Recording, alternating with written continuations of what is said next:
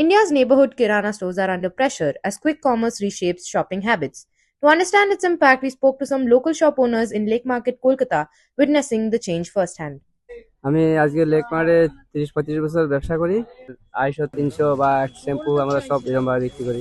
অনলাইনে যেটা পাই না, কাস্টমারদের সুযোগ সুবিধা যে অনলাইনে পাওয়া যাচ্ছে, 10 মিনিটের মধ্যে পাওয়া যাচ্ছে। আর এমনি তো টোটালটাই বাজার খারাপ, এমনি আপনার টোটাল আগের থেকে অনেকটা বাজার এমনি নর্মাল খারাপ আছে।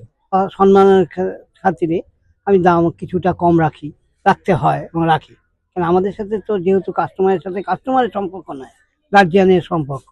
বাল্ক অর্ডার হলে পরে একদিন সময় লাগে, কেন আমাদের যেহেতু স্টোরটা ছোট, মাল স্টোর রাখার অসুবিধা হয়।